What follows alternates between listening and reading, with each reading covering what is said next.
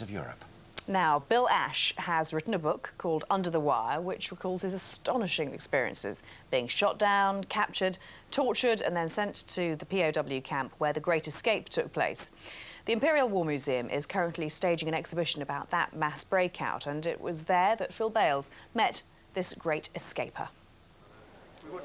They were the original Cooler Kings, thrown into German punishment cells because they kept escaping from prisoner of war camps. Jimmy Jones broke out 15 times, Bill Ash a dozen. Like Douglas Bader, whose widow they met today, these men risked bullets in the back in their determination to rejoin the war. What the Germans said when you were captured for the first time and all that, for you, the war is over. And we wanted to say, no, the war is not over for us. We'll go on fighting you and trying to escape and forcing you to increase the number of troops you have on guard and all that sort of thing. And so that was part of it. Bill Ash didn't even have to fight. An American at just 21, he volunteered to fly Spitfires before his country came into the war.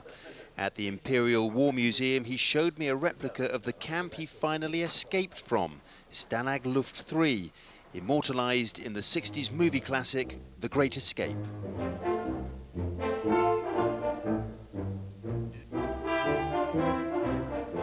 Steve McQueen is Tinseltown's version of the Cooler King, in and out of solitary. Bill Ash is cool about suggestions that McQueen's character is partly based on him, but motorcycles were strictly Hollywood. The gritty truth in Bill's book Under the Wire is about constant danger from the Germans and from the conditions in the tunnels they excavated towards beckoning freedom. 80 prisoners escaped through a tunnel just this size in the Great Escape in 1944.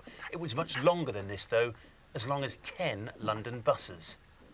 Finally, at the end of the war, after several failed escape attempts, Bill was back in Stalag Luft III.